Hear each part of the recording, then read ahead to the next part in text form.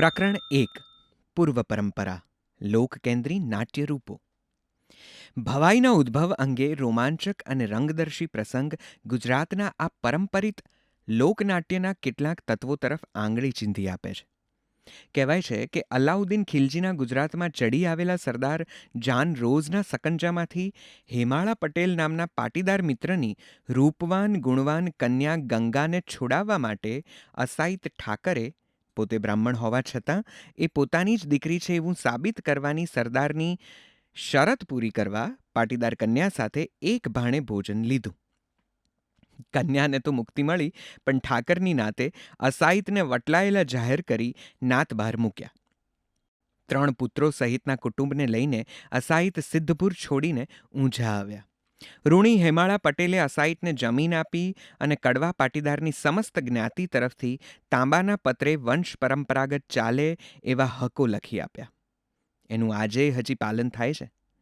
અસાઈત ઠાકર કથાકાર અને સંગીતજ્ઞ તો હતા જ, એટલે એમણે એ પછીના જીવનકાળ દરમિયાન પોતાના 3 પુત્રોને સથવારે ભવાઈના 360 શો રચવામાં ધ્યાન કેન્દ્રિત કર્યું.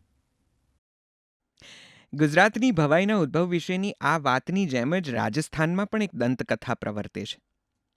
અસાઈત બ્રાહ્મણની જગ્યાએ એમાં રજપૂતો અને જાટો લોક કલાકાર નાગોજીનો સામૂહિક બહિષ્કાર કરે છે અને એને નગારું અને ઘૂંઘટ પકડાવી હાથમાં જાજમ આપી ભાંડ ભવાઈ કરી પેટીયું રળી ખાવા આદેશ આપે છે. આ નાગોજીના વંશજો અંબા અને શીતળા માતાના ભક્તો તરીકે પ્રવાસી નાટ્ય મંડળીઓ રચી ગામે ગામ રખડતા. 601 વર્ષ પહેલાંની આ વાત છે.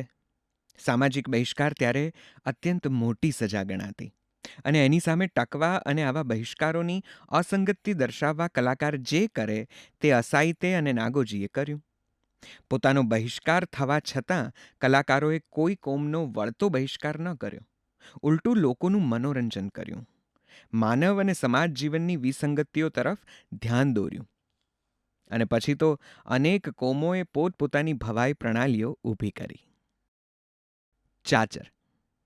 આ લોકનાટ્ય પ્રકાર મંદિરના ચોકમાં અંબામાની ભક્તિરૂપે ગીત સંગતની રમઝટે રમાતો.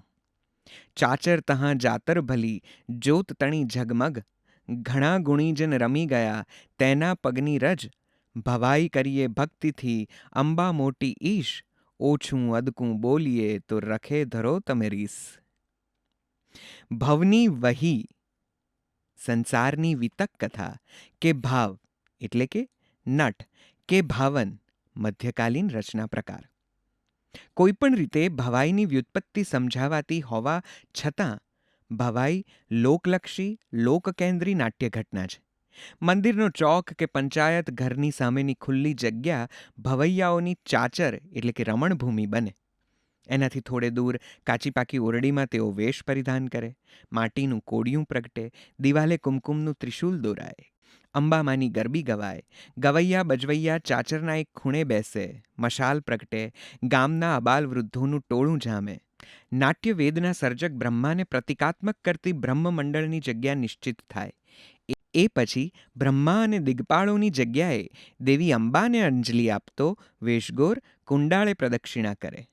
અંધકાર ઉડાડતી મશાલો પ્રગટી ઉઠે ને પછી બજવૈયાઓ દુંદાળા વિઘ્નહર ગણપતિનું આગમન ગીત આવણું ગાય.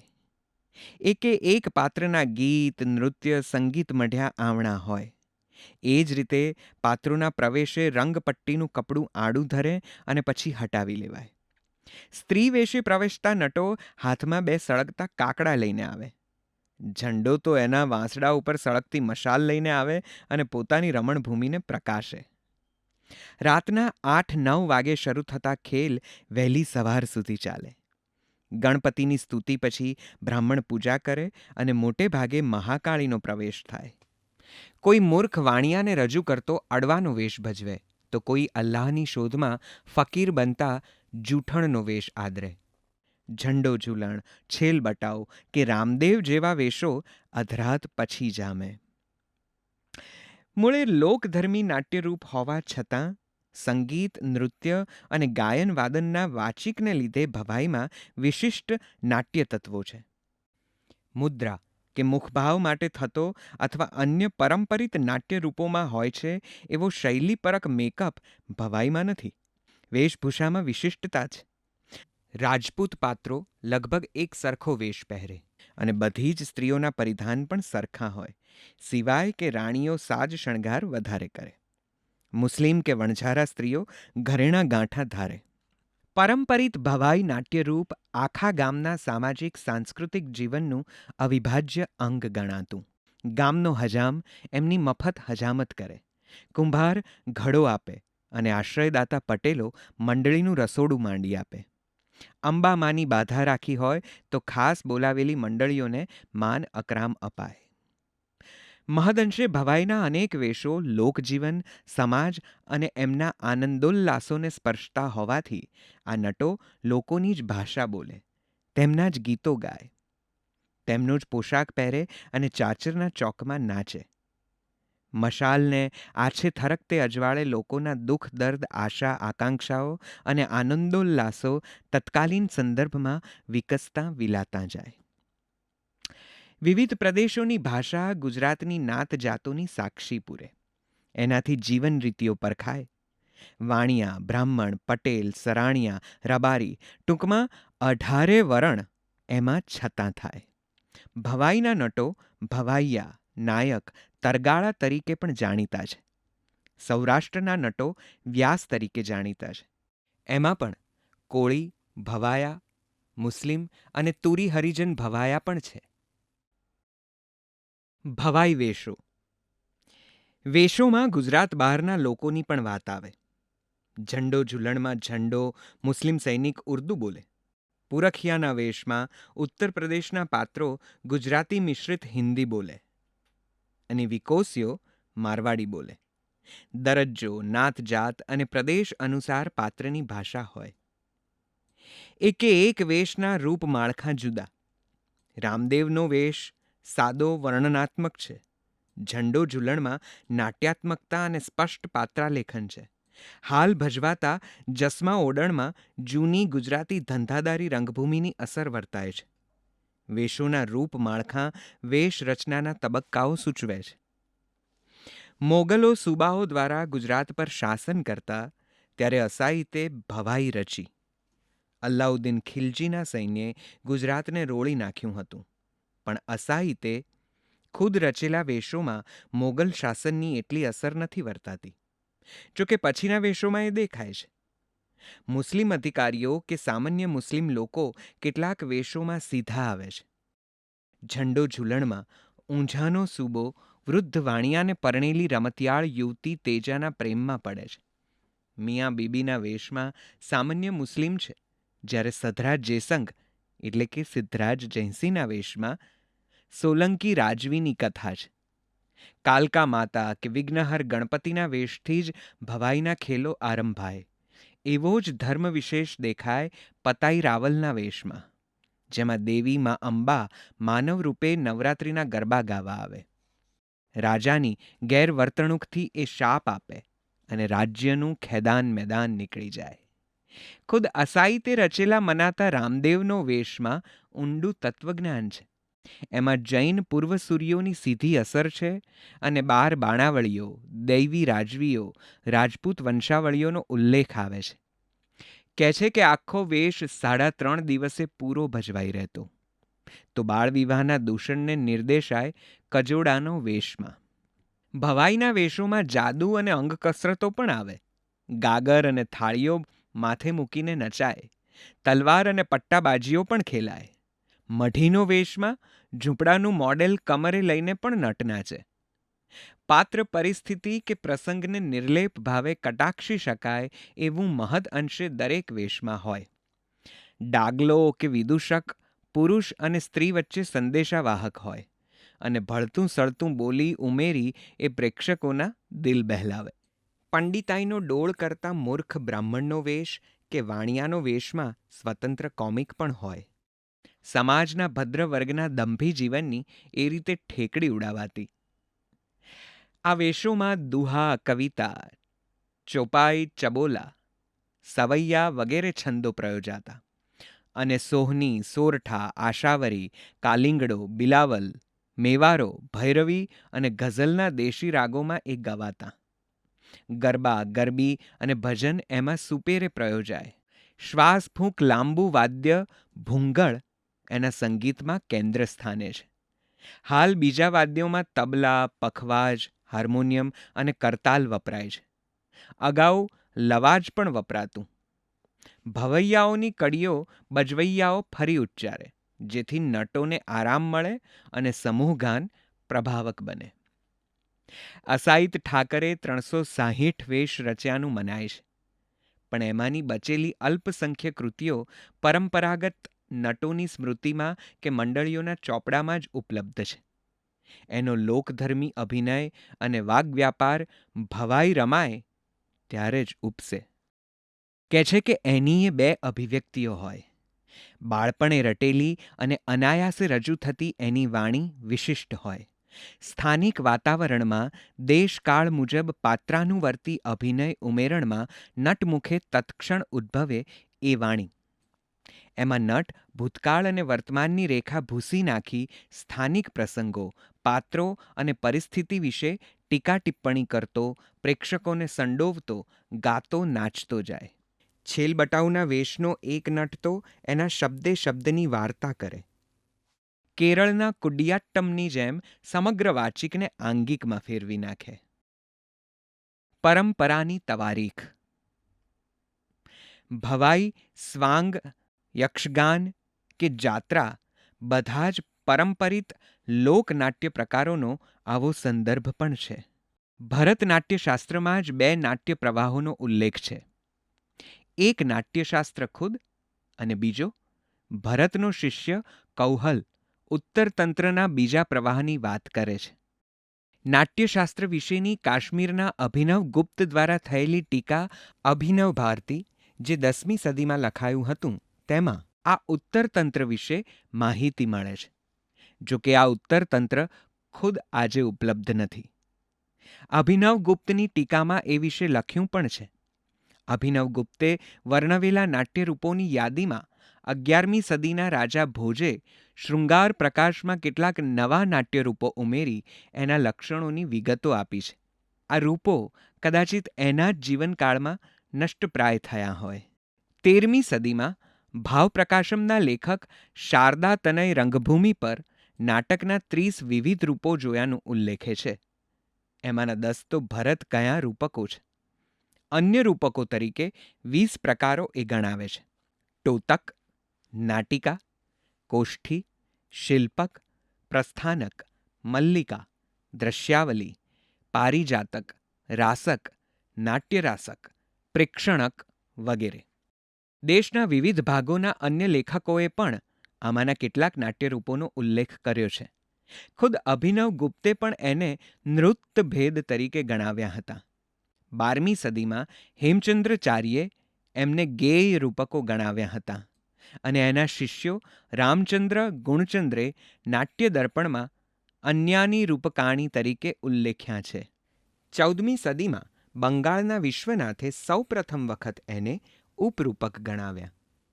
આંધ્રના પાલપુરુકી સોમનાથે દંડલી અને પેરણી નાટ્યરૂપોને સૌરાષ્ટ્રની નાટ્ય પ્રણાલી અનુસાર આ બધા રૂપકોને ભજવવા એવું નોંધ્યું છે. એ જ વિસ્તારના જાય સેનાપતિએ વૃત્તરત્નાવલીમાં આ સઘળા નાટ્યરૂપો વિશે વિગતો આપતા એ વખતે પ્રચલિત ચારણ નૃત્યનો પણ ઉલ્લેખ કર્યો છે. 16મી સદીના રાજસ્થાનના મેવાડના રાણા કુંભકર્ણે ઉપર્યુક્ત સર્વ નાટ્યરૂપોની સાથે ડોઘકના જે ગેય રૂપોનો ઉલ્લેખ કર્યો છે તે પણ ચારણ નૃત્યને મળતા આવે છે. સૌરાષ્ટ્રમાં નૃત્ય વખતે માથા પર ઘૂંઘટ રાખવાની પ્રથા એમાં જાળવવાની હતી. આ ચારણો સૌરાષ્ટ્રમાંથી દક્ષિણમાં ગયા હોવાનું જણાય છે.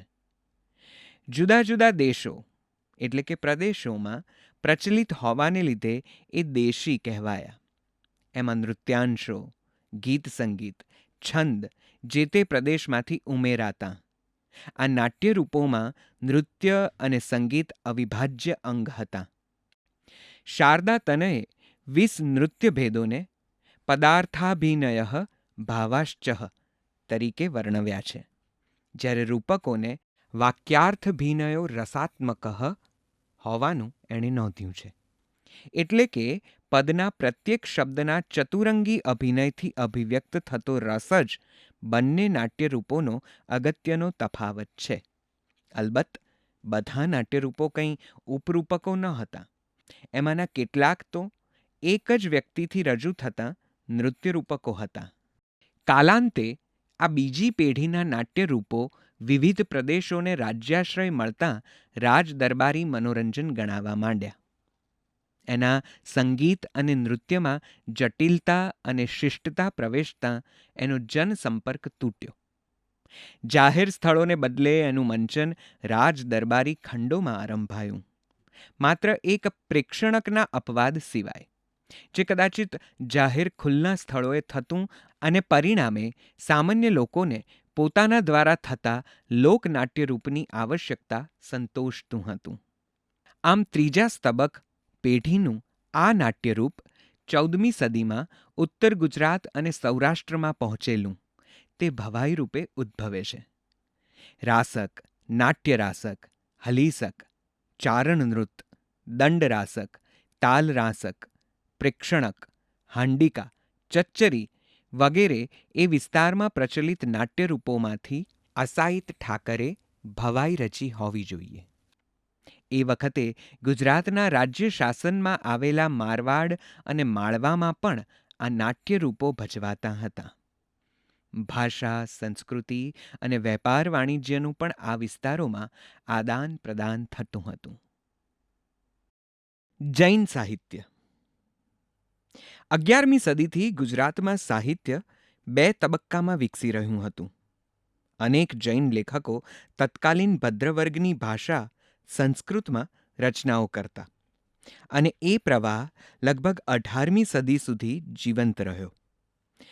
રામચંદ્રના તો એવા 11 નાટકો પણ જાણીતા છે. ગુજરાતના વિવિધ ભાગોના મંદિરોમાં એની રજૂઆત થતી. અસાઈતના વતન સિદ્ધપુરની નજીક આવેલા અણહિલવાડ પાટનગરમાં થતી આ નાટ્ય પ્રવૃત્તિથી અસાઈત વાકેફ હશે જ.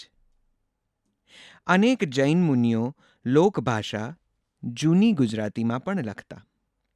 અંતિમ તીર્થંકર મહાવીરના આદેશ મુજબ જૈન ધર્મનો પ્રસાર લોકભાષામાં તેઓ કરતા.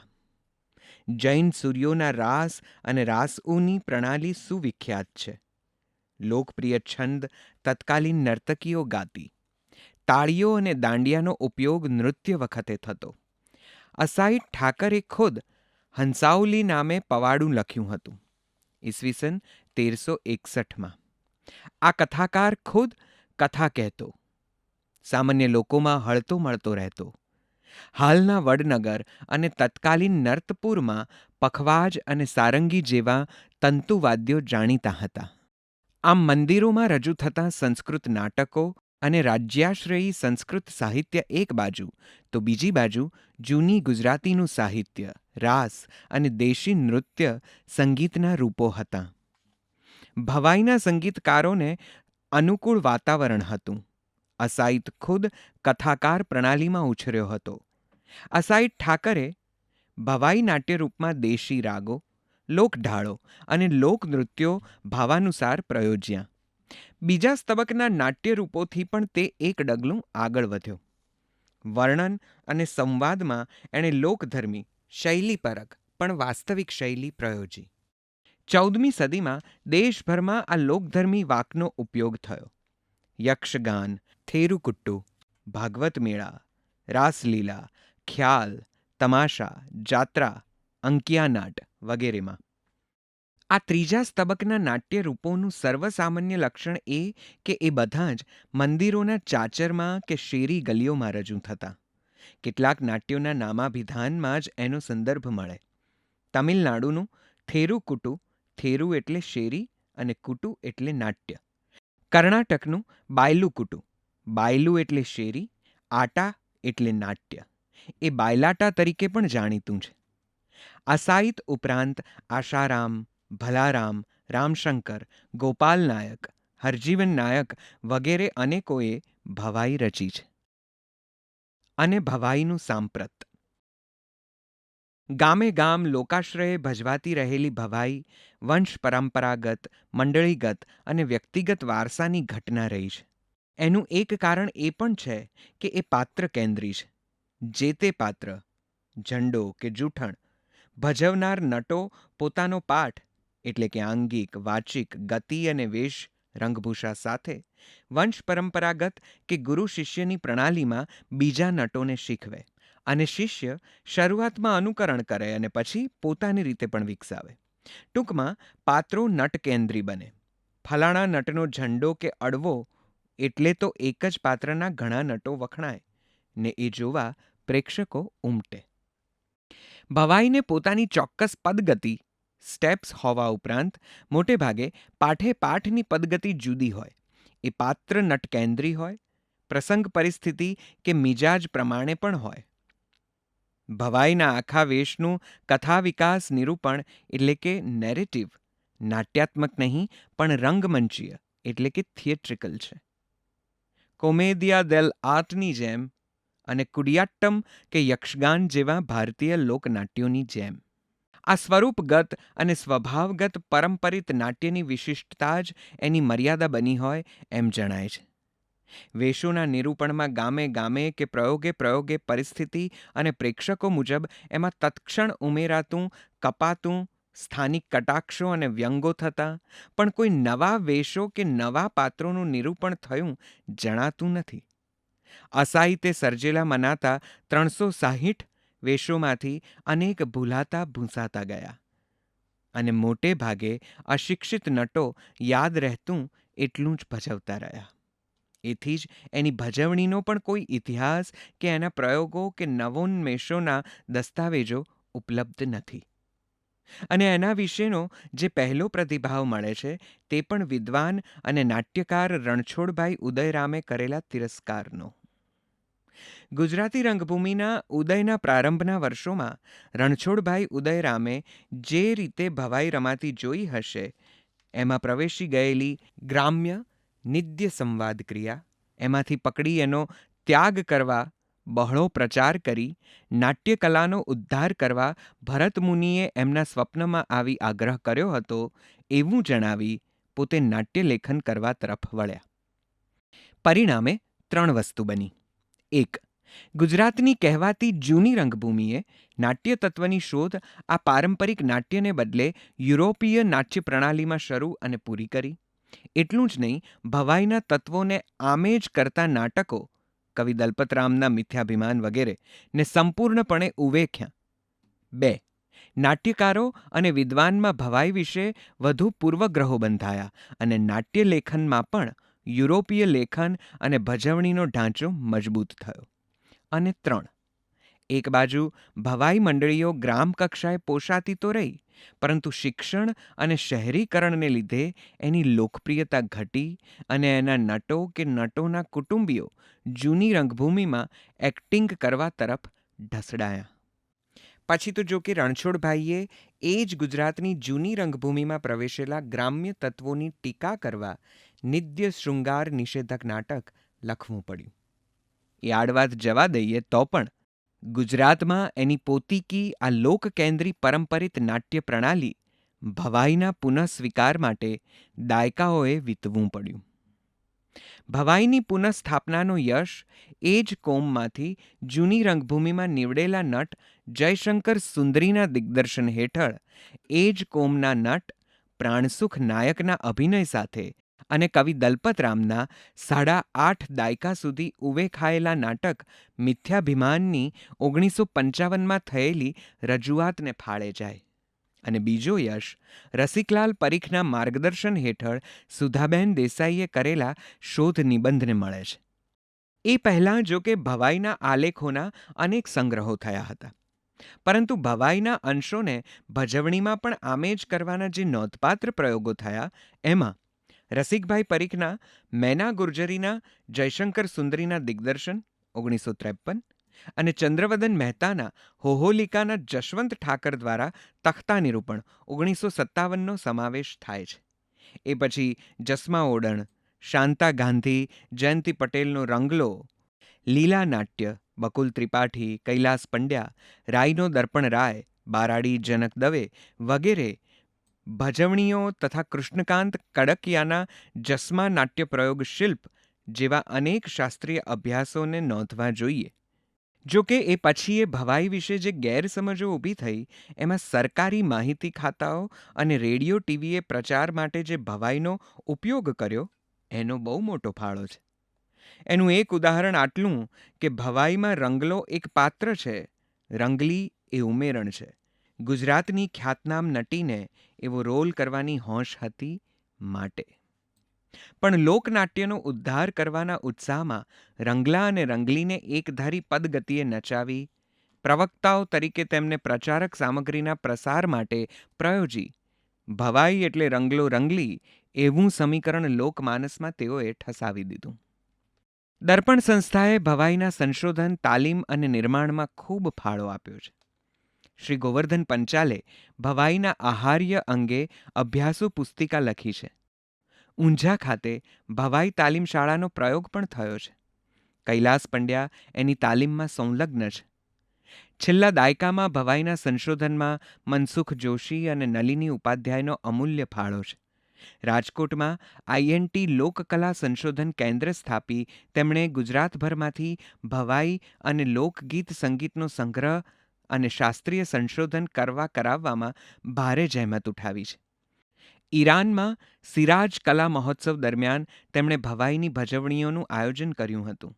એ માટે ત્યાંના બગીચાઓમાં થિયેટર પણ બાંધ્યું હતું. તેમના સંશોધનમાં બહાર આવ્યું કે 7મી સદી પહેલાં ભવાઈ જેવું જ એક લોકનાટ્ય સ્વરૂપ ઈરાનમાં ખૂબ લોકપ્રિય હોવું જોઈએ. શિયાબાઝી તરીકે જાણીતા એ સ્વરૂપની મંડળીઓ આપણા ભવાઈ જૂથોની જેમ જ પ્રવાસી મંડળીઓ હતી. એમાં પૂર્વરંગ અને ડાગલો જેવા પાત્રો પણ હતા. જિજ્ઞાસુઓ આ દિશામાં વધુ સંશોધન કરી શકે.